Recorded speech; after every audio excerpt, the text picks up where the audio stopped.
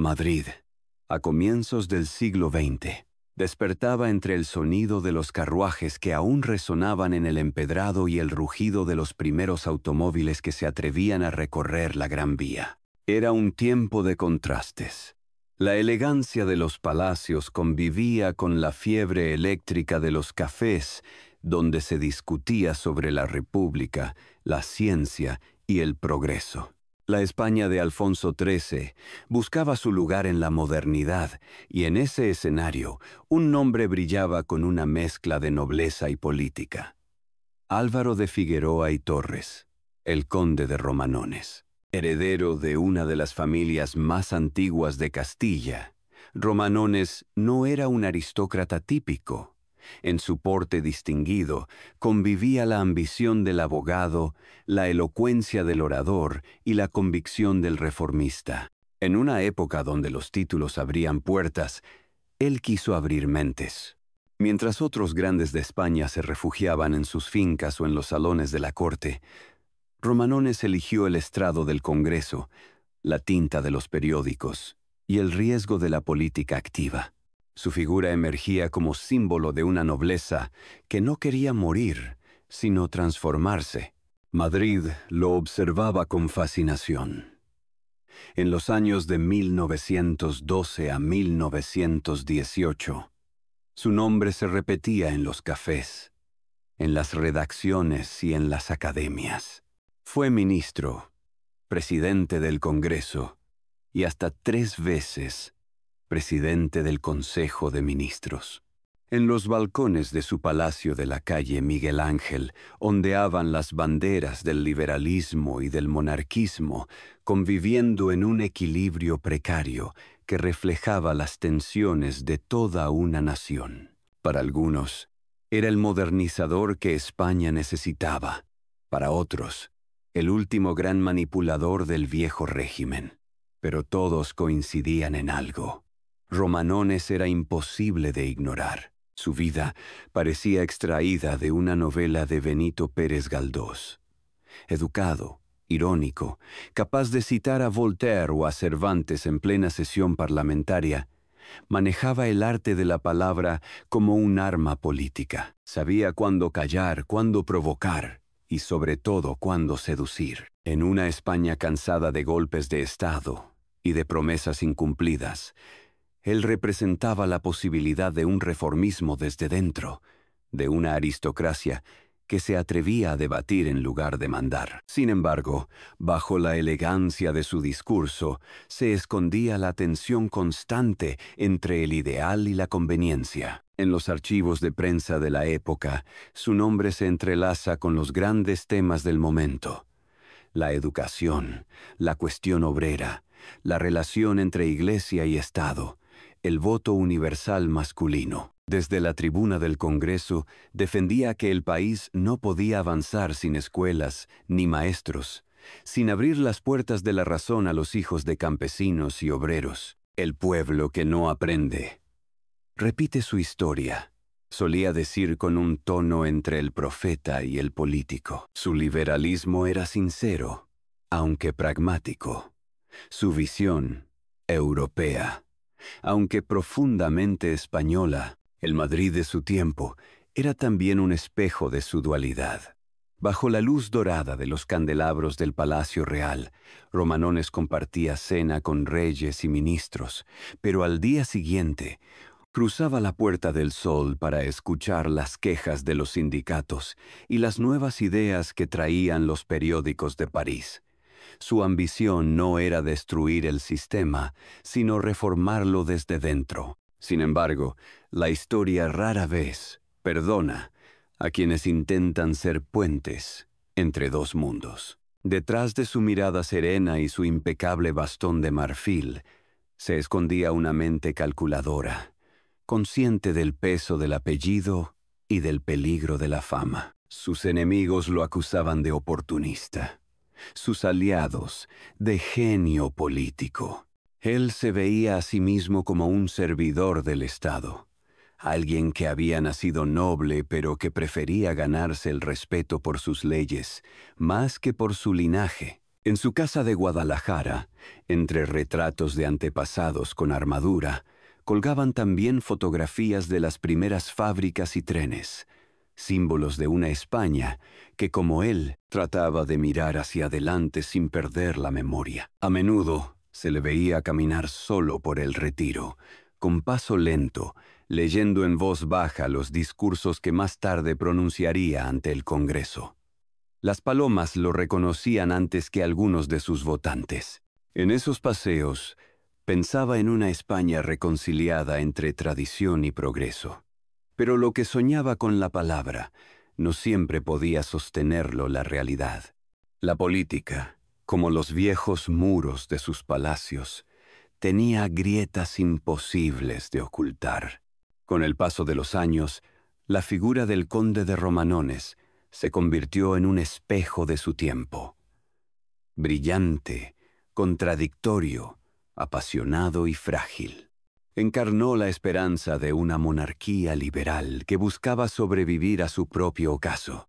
Y aunque logró modernizar leyes, abrir escuelas y desafiar prejuicios, no pudo evitar que el país que intentaba cambiar se desmoronara bajo sus pies.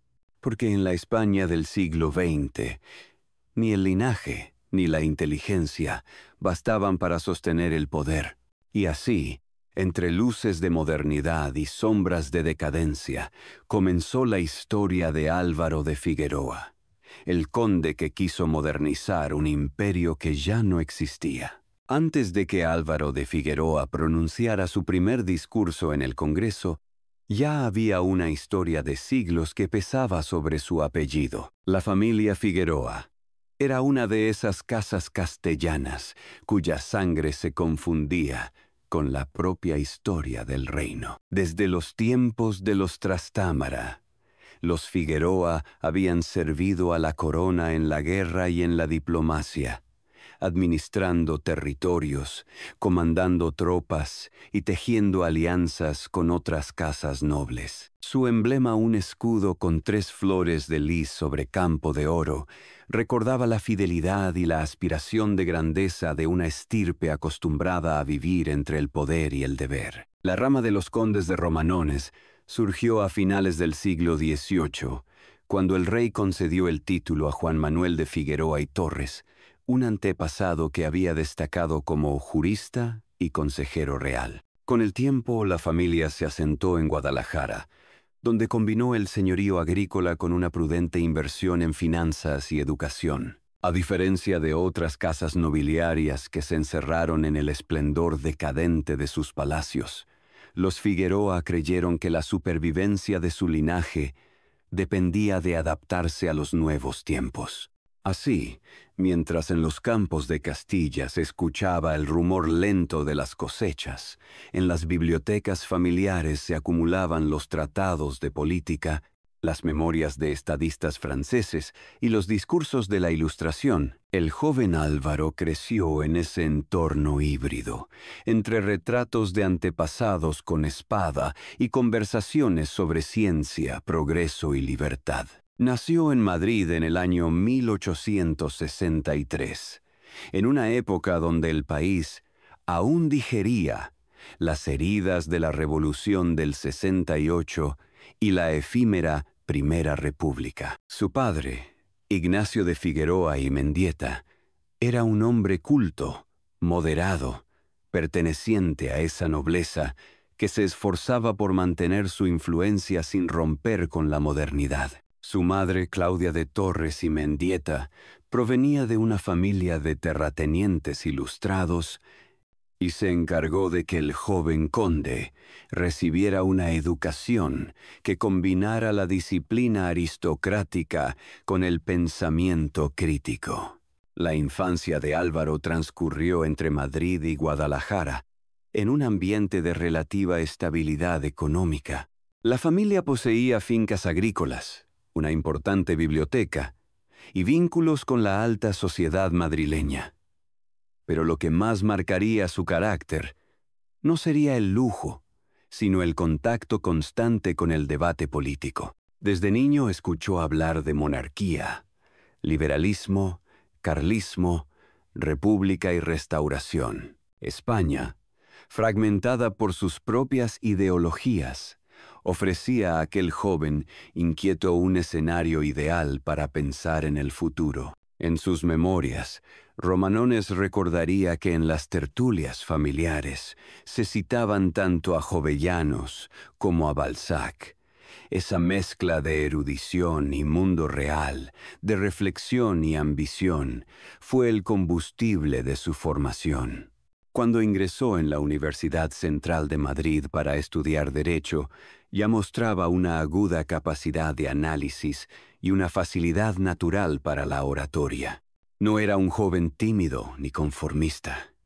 Sabía que la política era el teatro, donde se representaban las verdaderas batallas de su tiempo.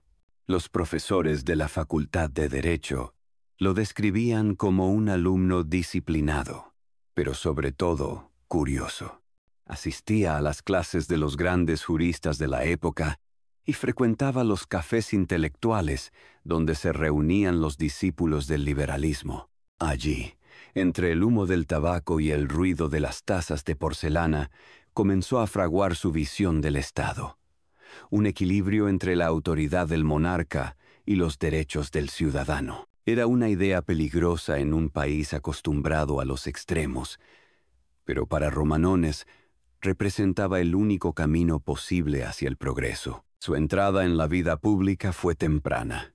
Apenas licenciado, se convirtió en abogado del Estado, y pronto sus discursos en los tribunales llamaron la atención de los dirigentes liberales. Su habilidad para exponer con claridad y persuasión lo llevó a ser invitado a participar en círculos políticos. Fue en esa etapa cuando conoció a Práxedes Mateo Sagasta, líder del Partido Liberal, quien se convirtió en su mentor. Sagasta veía en aquel joven conde una rara combinación: la elegancia de la aristocracia y la eficacia del burgués. Mientras tanto, en Guadalajara, su familia consolidaba su posición social.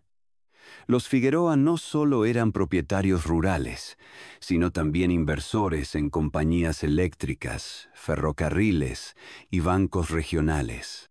Esa diversificación económica permitió que Álvaro se moviera con soltura en el mundo empresarial y comprendiera las dinámicas del poder económico. Para él, la nobleza debía dejar de depender de la herencia y aprender el lenguaje de los números. El futuro de España no está en los escudos de armas, sino en las cuentas claras, escribiría más tarde en una de sus cartas. A finales del siglo XIX, el apellido Romanones comenzaba a ser sinónimo de influencia y modernidad. Álvaro se casó con Casilda Alonso Martínez, hija de un influyente político y ministro de la corona, lo que reforzó sus vínculos con la élite gobernante. La unión entre ambas familias simbolizaba el nuevo poder de la España restaurada, la alianza entre la vieja nobleza y la nueva burguesía administrativa. En los salones de su casa madrileña se reunían ministros, escritores, obispos y periodistas, todos atraídos por la inteligencia y el magnetismo del joven conde. Pero la herencia familiar no era solo económica o social, era, ante todo, moral.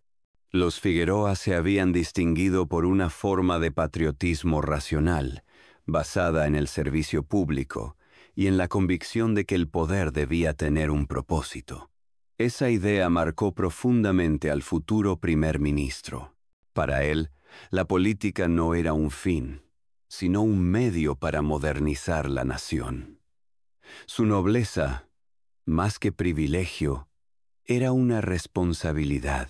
Así, cuando en los primeros años del nuevo siglo comenzó su carrera parlamentaria, lo hizo con la seguridad de quien conoce su pasado y quiere superarlo. Desde los campos de Guadalajara hasta los despachos del Palacio de las Cortes, el joven Romanones llevaba consigo la memoria de una familia que había sabido sobrevivir a las guerras, las revoluciones y las restauraciones. Cada paso que daba en la política Era también un diálogo con sus ancestros, una conversación silenciosa entre el pasado feudal y el futuro liberal. En ese contraste residía su fuerza y su fragilidad, porque el conde que pretendía modernizar España había nacido en el corazón mismo de su tradición. Y esa dualidad, la de un aristócrata que creía en la democracia, sería tanto su gloria como su condena. Al caer la tarde, en el silencio de su biblioteca familiar, Romanones solía repasar las cartas de su padre y los discursos de los liberales europeos. Fuera, el país se preparaba para entrar en el siglo XX. Dentro, él se preparaba para enfrentarse a su destino. A través de los vitrales de su casa, la luz del atardecer bañaba los retratos de los viejos condes y marqueses de la familia Figueroa. En aquellos rostros severos encontraba la advertencia y el impulso. El poder se hereda, pero la legitimidad se gana. Y así, entre la herencia de su linaje y la inquietud de su espíritu moderno, se forjaron las raíces de uno de los hombres más influyentes y controvertidos de la España contemporánea. Porque antes de ser político, Álvaro de Figueroa fue heredero, y antes de ser primer ministro, fue el hijo de una casa que aprendió a sobrevivir, cambiando sin renunciar a sí misma. A comienzos del siglo XX, España parecía un país suspendido entre dos respiraciones. La restauración borbónica había devuelto cierta estabilidad tras décadas de guerras civiles y pronunciamientos, pero bajo esa apariencia de calma se agitaban fuerzas nuevas. El movimiento obrero, el republicanismo, el regionalismo y la demanda de reformas sociales. En ese escenario, Álvaro de Figueroa y Torres, conde de Romanones, comenzó a desplegar todo el talento político que había cultivado durante su juventud. Era el momento de transformar la herencia en acción. Su entrada en la vida parlamentaria se produjo en la década de 1880, cuando apenas contaba poco más de 20 años.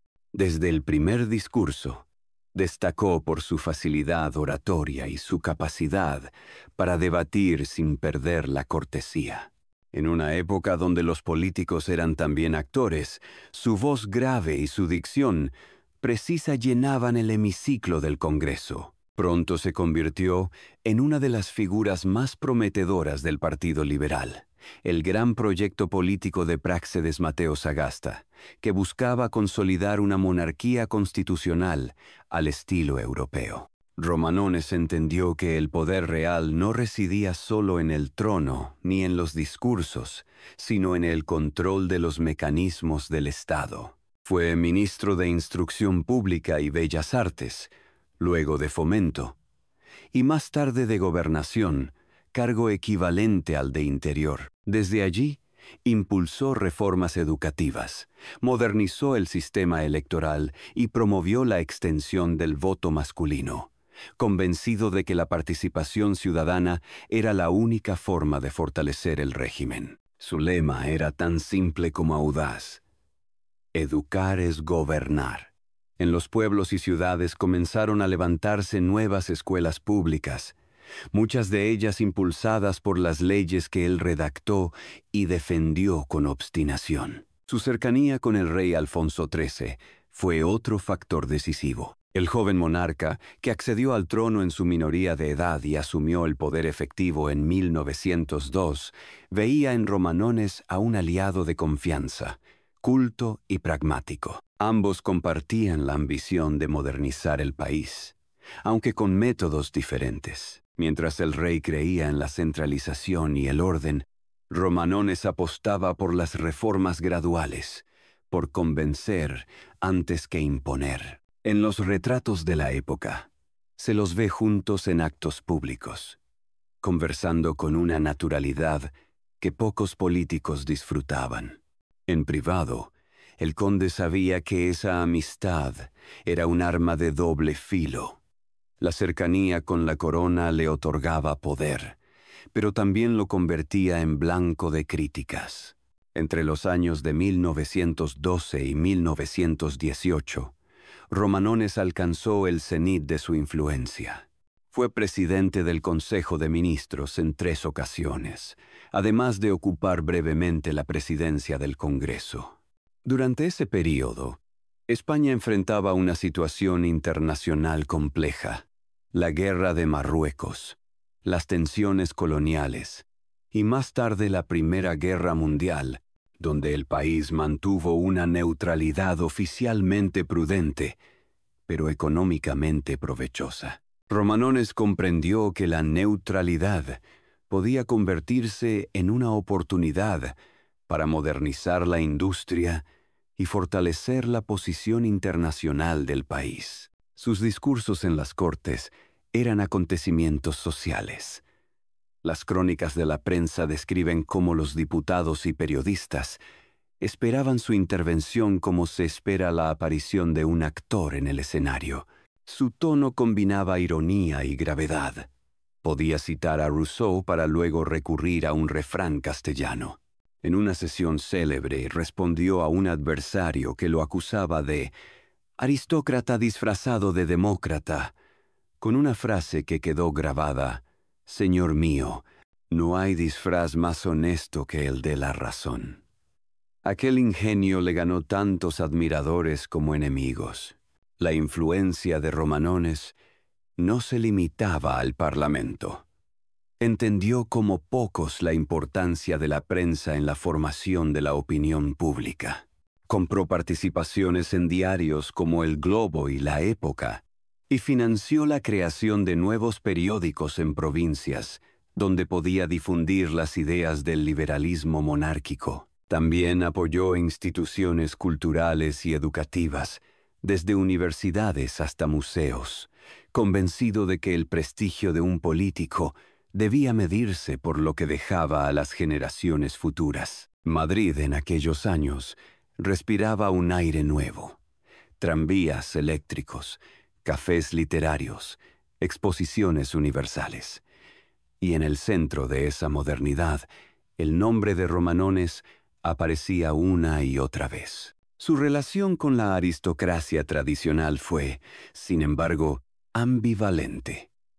Muchos nobles lo miraban con recelo. Para ellos, un conde que hablaba de sufragio y educación popular era una anomalía. Pero Romanones disfrutaba de ese papel incómodo. Le gustaba definirse como un reformista con título. Asistía a los bailes del Palacio Real y a las sesiones del Congreso con la misma elegancia, moviéndose entre 2 mundos sin pertenecer del todo a ninguno. Su habilidad para negociar, su dominio del protocolo y su intuición política lo convirtieron en una figura indispensable del sistema. En 1915, durante su segundo mandato como presidente, impulsó una de sus iniciativas más emblemáticas: la creación de nuevas escuelas normales para la formación de maestros. Creía que la educación debía ser la columna vertebral del progreso. Bajo su gestión, el número de centros educativos aumentó considerablemente y se introdujeron métodos pedagógicos modernos inspirados en los modelos franceses e italianos. Aquella política, que parecía un asunto menor, tuvo consecuencias profundas. Una generación entera de españoles alfabetizados recordaría su nombre con respeto. La neutralidad española durante la Gran Guerra también le permitió estimular el crecimiento económico. Romanones favoreció la exportación de materias primas y bienes manufacturados a los países beligerantes, lo que trajo una inesperada prosperidad. Sin embargo, la riqueza se concentró en pocos sectores y las desigualdades sociales se hicieron más visibles. En los barrios obreros de Barcelona y Bilbao crecían los sindicatos, mientras los terratenientes seguían acumulando privilegios. Romanones intentó mantener el equilibrio, impulsando reformas laborales tímidas, pero suficientes para ganarse la desconfianza de la oligarquía. No hay nada más difícil que ser justo en un país que teme al cambio, confesó en privado a un amigo periodista. Aún así, su influencia se extendía más allá de las fronteras. Fue uno de los primeros políticos españoles en participar en conferencias internacionales y en mantener contacto con embajadores y presidentes extranjeros. En una Europa que se desangraba, España era observada como un experimento de estabilidad, y Romanones aparecía como su rostro visible. El Times de Londres lo describió como un aristócrata con la mente de un republicano. Aquella definición lo halagó y lo irritó al mismo tiempo. En el plano personal, su vida familiar también reflejaba la dualidad de su tiempo. En su palacio madrileño se organizaban cenas donde se mezclaban la política y la cultura. Músicos, pintores, escritores, diplomáticos. Casilda Alonso Martínez, su esposa, mantenía una labor discreta pero influyente, apoyando causas benéficas y participando en tertulias literarias. El matrimonio encarnaba una versión moderna del poder aristocrático, menos ostentoso y más intelectual. El arte, la prensa y la política se entrelazaban bajo el mismo techo. Sin embargo, la estabilidad del sistema comenzaba a resquebrajarse. El turno pacífico entre liberales y conservadores, diseñado para evitar golpes de Estado, empezaba a mostrar signos de agotamiento. La corrupción electoral, los caciques rurales y la creciente desigualdad socavaban la legitimidad del régimen. Romanones, siempre pragmático, intentó impulsar una regeneración interna del sistema, pero chocó con los intereses de su propio partido y con la resistencia de los sectores más inmovilistas. A pesar de sus éxitos legislativos, la sensación de crisis era inevitable. En el año 1917, el país vivió una triple convulsión: la huelga general, las juntas de defensa militares y la crisis parlamentaria. Romanones, que había regresado brevemente al poder, intentó mediar entre los distintos sectores, pero la situación se volvió incontrolable. El reformismo liberal, su gran proyecto, comenzaba a desmoronarse. La monarquía se mantenía, pero la fe en sus instituciones se debilitaba cada día. En sus diarios, el conde anotó con amargura: «He querido conciliar la libertad con el orden, y quizá no haya reconciliado nada». Aún así, su nombre siguió siendo sinónimo de inteligencia y poder. Los jóvenes políticos lo admiraban tanto como lo criticaban. Algunos lo veían como un modelo, otros como un obstáculo, pero nadie dudaba de su estatura histórica. En las fotografías de la época, su mirada aparece serena, pero cansada. Sabía que la era dorada del liberalismo español estaba llegando a su fin, y que la modernidad que él había defendido con palabras tal vez exigiría sacrificios que aún no podía imaginar. Cuando el reloj de la historia avanzó hacia las décadas de los 20 y 30, Romanones se convirtió en un símbolo de lo que España había sido, y ya no podía seguir siendo una monarquía ilustrada sostenida por el equilibrio entre tradición y reforma.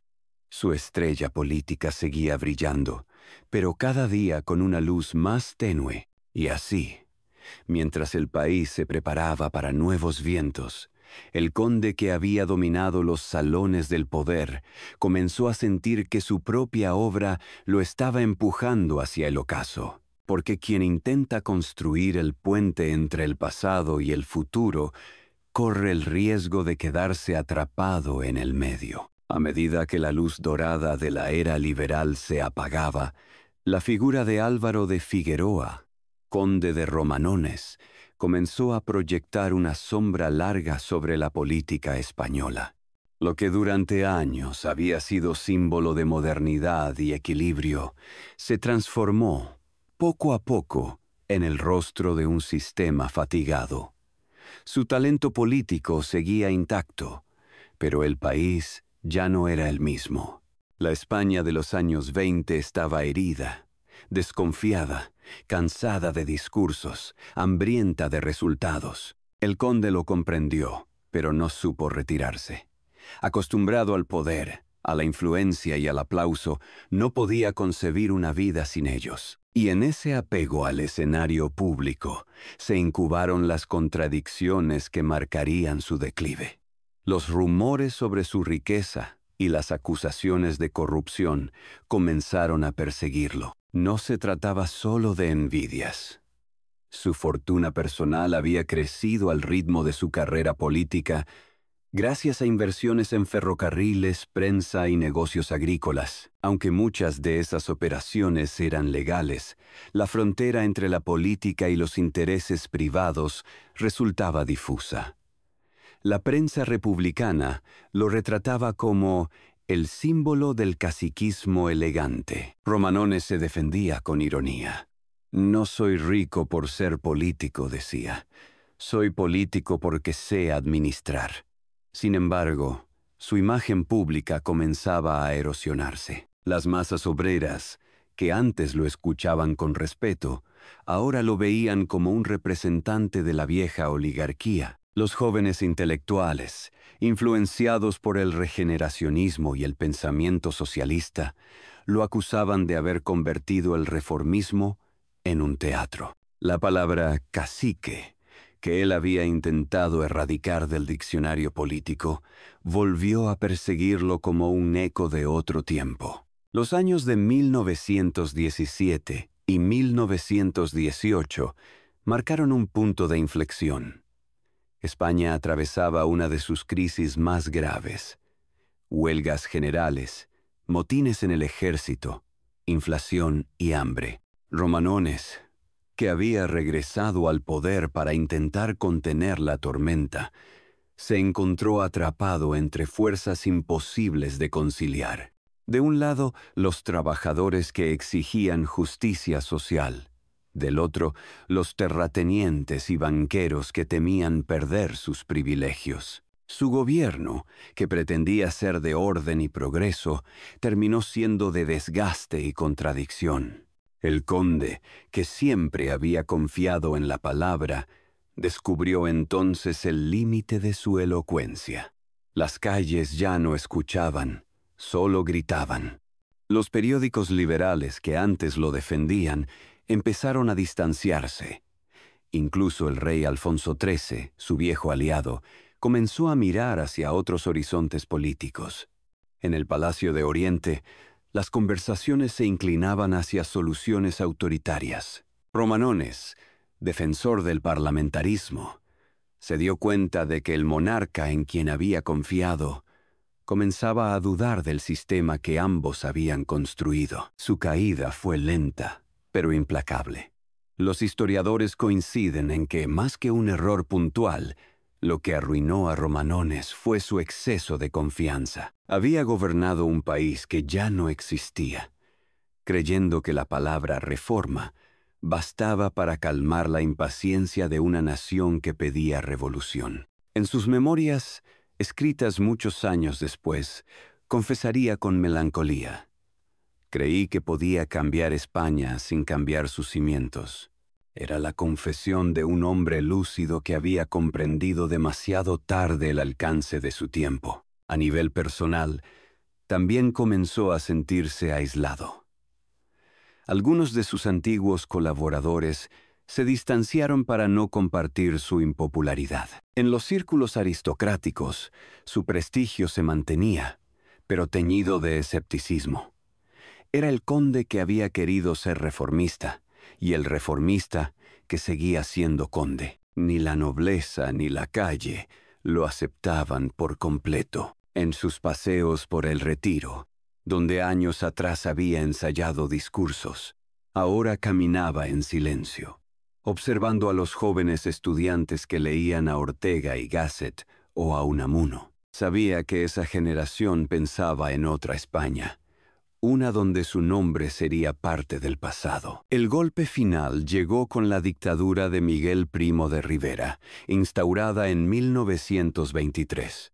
Alfonso XIII, cansado de los vaivenes parlamentarios, respaldó al general que prometía orden y eficacia. Romanones, fiel a sus principios constitucionales, se opuso con dignidad, pero sin fuerza. Su voz ya no resonaba en las Cortes, porque las Cortes habían sido disueltas, ni en los periódicos, que ahora estaban censurados. En una entrevista clandestina concedida a un periodista extranjero, pronunció una frase amarga: «He pasado de ser primer ministro a ser un ciudadano con memoria». Esa memoria, sin embargo, pesaba como una corona invisible. Durante los años de la dictadura, el conde se mantuvo en una discreta actividad intelectual.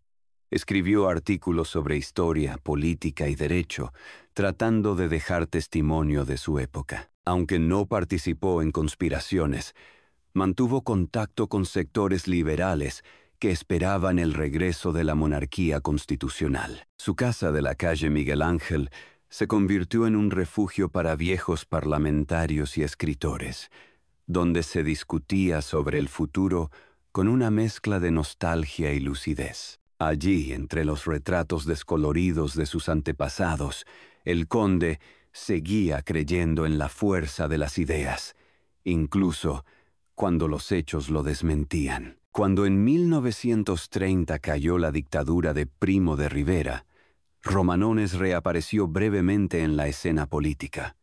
Alfonso XIII le pidió consejo, pero ya era demasiado tarde. El viejo conde le habló con sinceridad. «Majestad, los pueblos se cansan de obedecer cuando no se les escucha». Aquellas palabras proféticas resonarían un año después, cuando se proclamó la Segunda República Española y el rey partió al exilio. Romanones, que había dedicado su vida a defender una monarquía liberal, vio cómo esa monarquía se derrumbaba ante sus ojos. Fue uno de los pocos grandes nobles que decidió quedarse en España. Rechazó el exilio y permaneció en Madrid, como testigo de un país que ya no lo necesitaba, pero que aún lo recordaba. Los años republicanos fueron, para él, una etapa de introspección. Aunque alejado del poder, siguió escribiendo y opinando sobre los acontecimientos. Sus artículos, publicados en diarios discretos, mostraban un tono más filosófico que político. «No me asusta el cambio», escribió. «Me asusta la prisa con que olvidamos lo aprendido».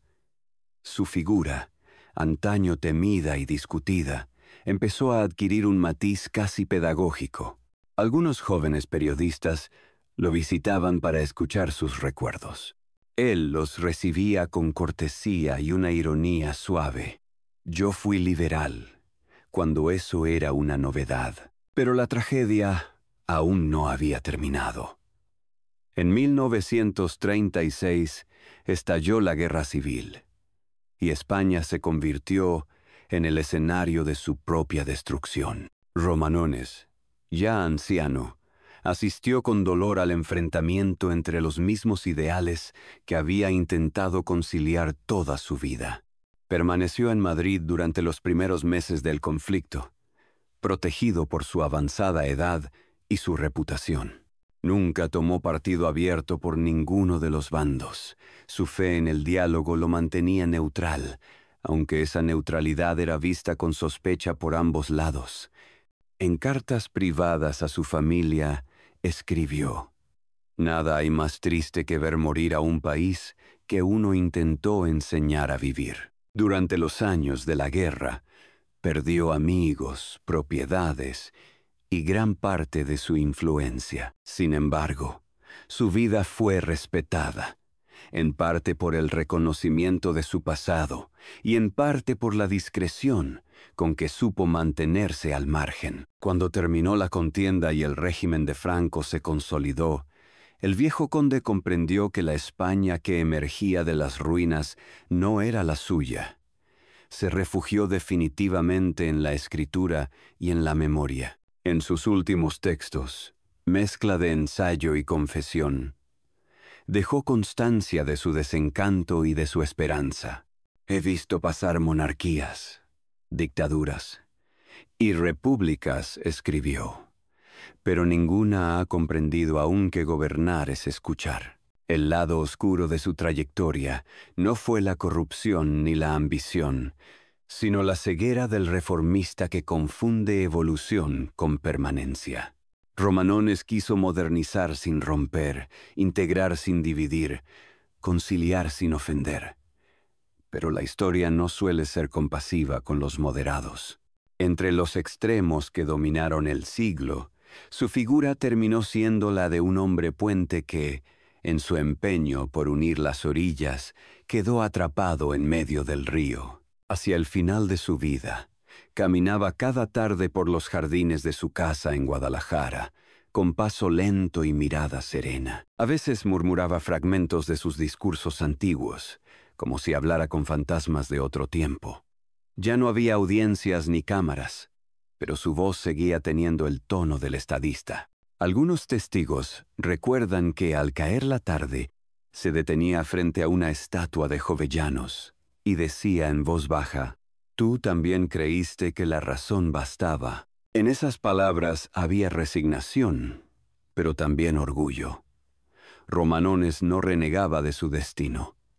Había sido testigo y protagonista, idealista y pragmático, noble y político, creyente y escéptico. Había sido, sobre todo, un hombre de su tiempo. Y cuando ese tiempo se agotó, supo retirarse sin renunciar a su dignidad, porque el conde que soñó con modernizar España terminó descubriendo que no hay reforma posible sin renuncia, ni poder duradero sin humildad. El crepúsculo político de Álvaro de Figueroa, conde de Romanones, comenzó mucho antes de su retiro oficial.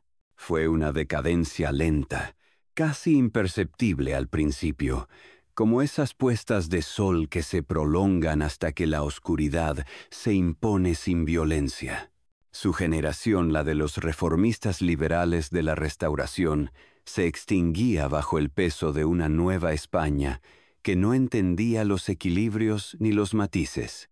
En un país dividido entre extremos, el moderado era, inevitablemente, un solitario. Después de la caída de la dictadura de Primo de Rivera en el año 1930, Romanones intentó, por última vez, desempeñar el papel de mediador. Aconsejó al rey Alfonso XIII que aceptara una apertura democrática controlada, que convocara elecciones limpias y diera espacio a las fuerzas republicanas. El monarca, inseguro y presionado por el ejército y los conservadores, dudó cuando en abril de 1930 se celebraron los comicios municipales.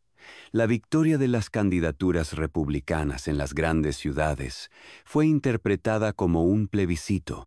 La monarquía colapsó sin violencia, y con ella, el mundo de Romanones.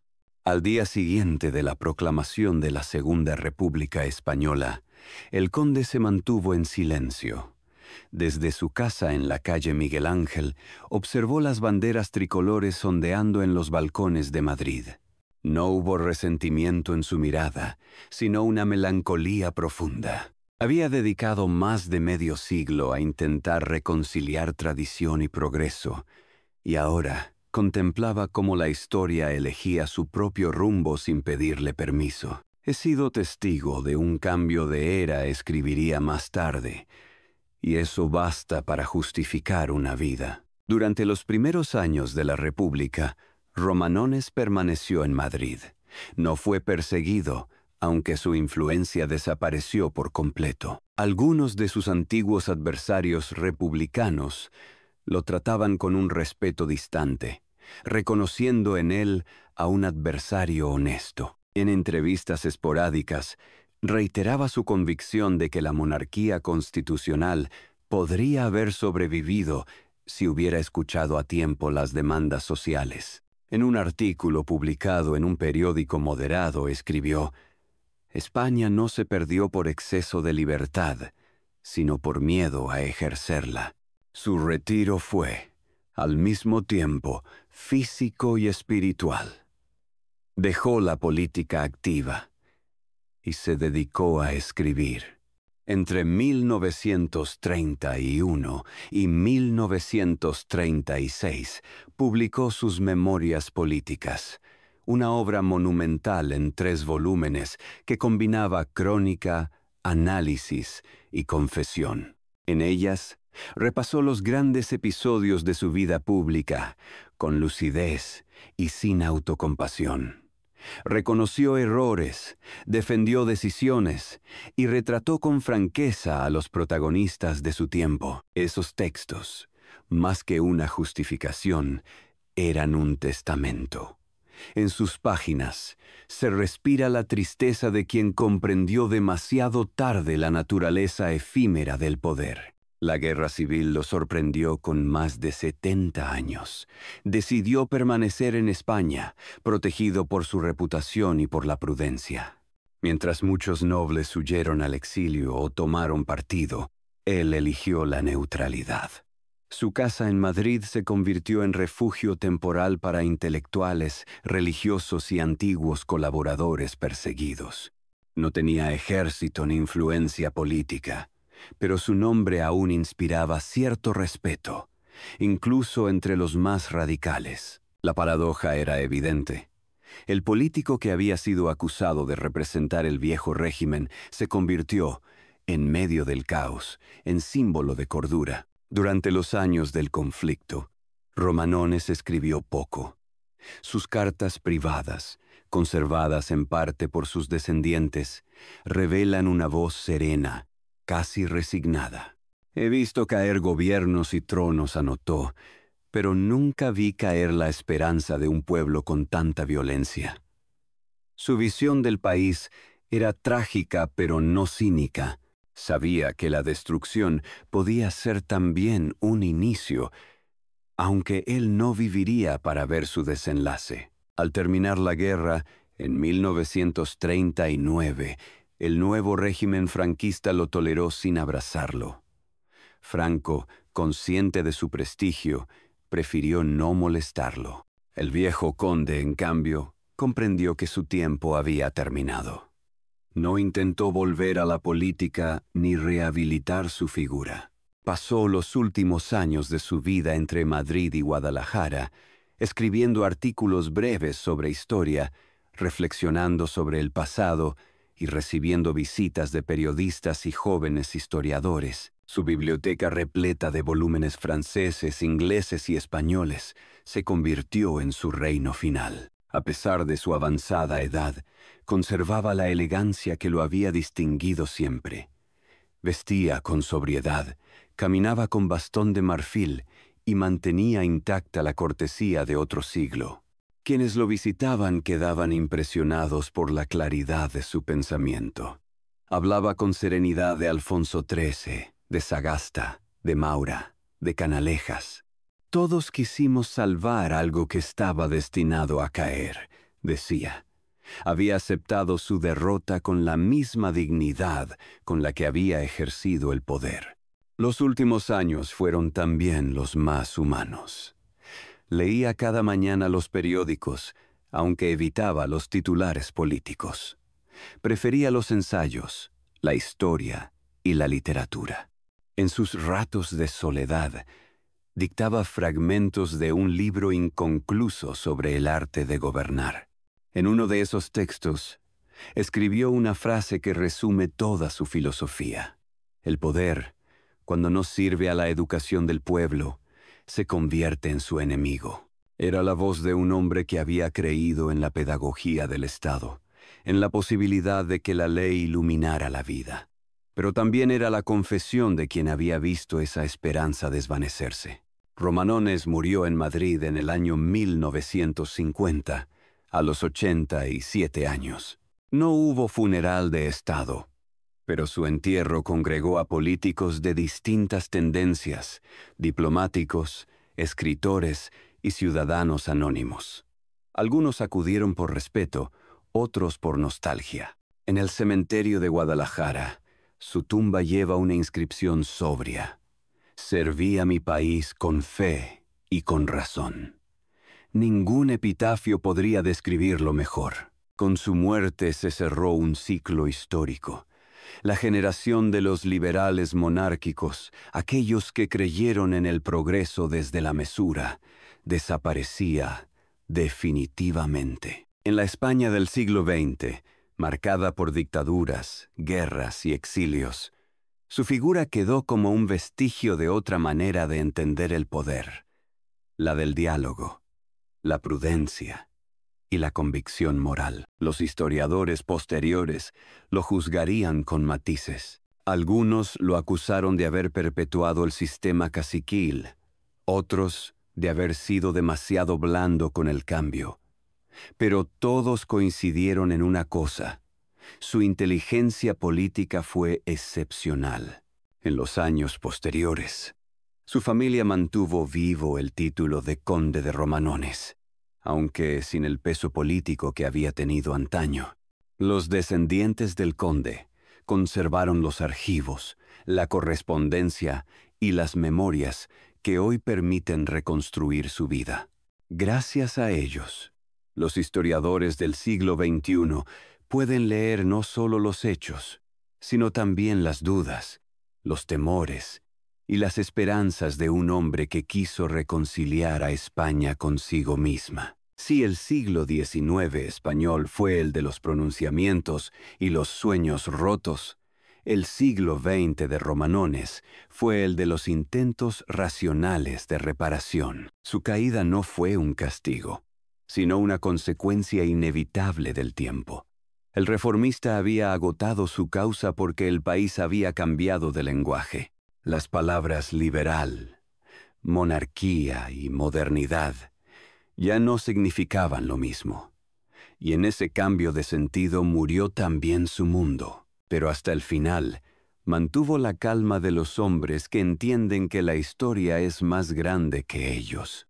En una conversación recogida por un periodista británico poco antes de su muerte dijo: «Fui ministro en un país donde cada idea debía pedirse prestada al pasado.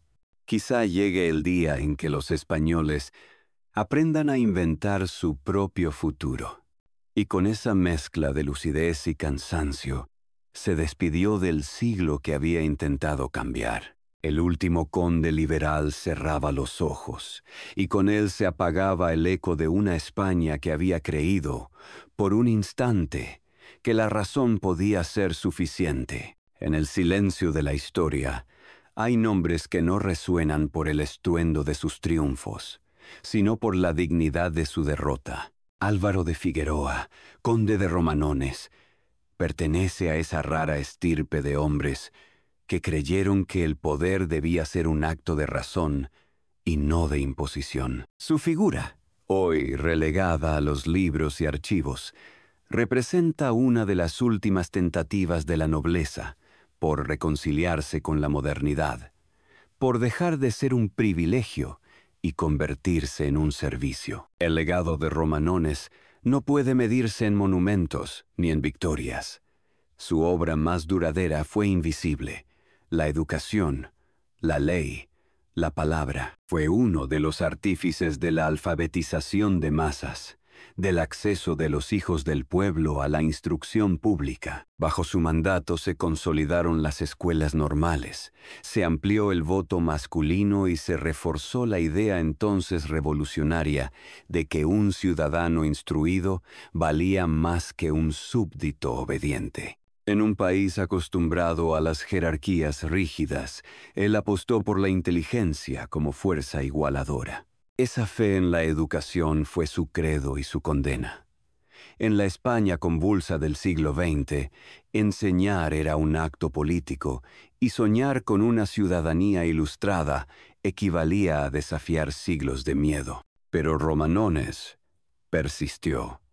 No fue un visionario romántico, sino un reformista paciente.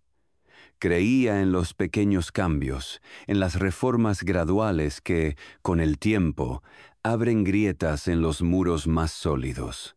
La política, escribió, no es el arte de la prisa, sino el de la perseverancia. Hoy, Más de medio siglo después de su muerte, su nombre vuelve a emerger cada vez que España se pregunta por su relación con la modernidad. Los historiadores lo redescubren como un puente entre dos mundos: el viejo liberalismo decimonónico y la política democrática que vendría después. No fue revolucionario ni reaccionario, sino algo más difícil: un reformista coherente. Y en la historia española, los reformistas suelen ser los más olvidados. En los archivos de la Real Academia de la Historia se conservan sus manuscritos, sus discursos, sus cartas. En ellas se revela a un hombre de contradicciones: noble y popular, pragmático y moralista, orgulloso y melancólico. Sus contemporáneos lo acusaron de indecisión, pero quizá lo que llamaban indecisión era, en realidad, conciencia. En un tiempo de certezas violentas, Romanones representó la duda razonada, y esa duda, más que un defecto, fue su virtud. Su descendencia mantuvo vivo el título y el espíritu. Los actuales condes de Romanones participan aún en la vida cultural española, custodios de una herencia más ética que material. El Palacio Familiar de Guadalajara, con sus jardines silenciosos y su biblioteca intacta, es hoy un testimonio del país que fue y del hombre que quiso transformarlo sin destruirlo. En esas estanterías donde reposan los tomos de historia y filosofía, todavía flota la idea que guiaba al viejo conde: que el conocimiento es la única nobleza que sobrevive al tiempo. Romanones no dejó frases para la épica, pero sí una lección para la madurez: que la grandeza no consiste en conquistar, sino en comprender. Su vida fue una batalla constante entre lo posible y lo deseable, entre la fidelidad al pasado y la fe en el futuro. Y aunque perdió muchas veces, nunca dejó de creer en la educación del alma colectiva, en esa lenta pedagogía de la democracia que no se enseña con decretos, sino con ejemplos. Cuando uno recorre hoy las avenidas de Madrid, entre los edificios que surgieron en su tiempo, es fácil olvidar que detrás de esa modernización hubo hombres que pensaron más allá de su clase y de su siglo. Romanones fue uno de ellos. No cambió el destino de España, pero cambió la manera en que una generación entendió la política, no como el arte de mandar, sino como el arte de persuadir. En su tumba, sencilla, sin símbolos de poder, descansa el último gran conde del liberalismo español. Su vida, con sus aciertos y contradicciones, resume la dificultad de un país que siempre ha intentado avanzar mirando hacia atrás, pero también muestra la posibilidad de otra forma de autoridad, nacida no del miedo, sino del pensamiento.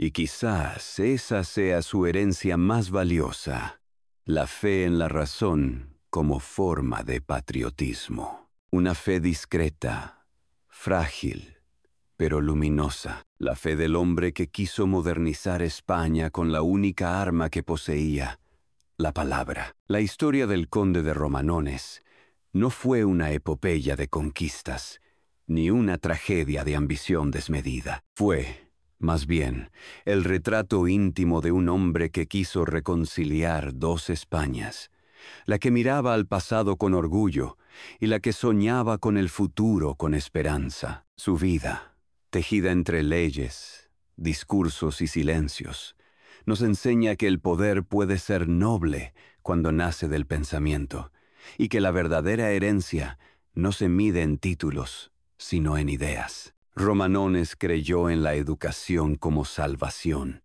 en la palabra como herramienta de justicia, en la razón como forma de patriotismo. No cambió el destino de su país, pero cambió la manera en que una generación entendió el deber. Y quizás, en ese gesto sereno y obstinado, se esconde su victoria más humana. Hoy, su nombre duerme en los libros de historia, pero su huella sigue viva en cada aula, en cada ciudadano que cree que pensar también es una forma de servir. Porque en el fondo, su historia no habla solo de él, sino de nosotros, de la eterna lucha entre lo que fuimos y lo que queremos ser. Gracias por acompañarnos en este viaje a través del tiempo, en la vida del conde de Romanones, el noble que quiso modernizar España con la fuerza de la palabra. Si esta historia te hizo reflexionar sobre el poder, la memoria y el paso del tiempo, suscríbete a Legacy of Rich Dynasties. Dale me gusta a este video y comparte este documental con quienes aman la historia real, la que respira entre los archivos y los silencios. En nuestro próximo episodio, descubriremos otra dinastía que cambió el destino de Europa con la misma mezcla de poder, contradicción y legado que define a las grandes familias de nuestra civilización. Porque aquí, en Legacy of Rich Dynasties, la historia no termina, solo cambia de rostro.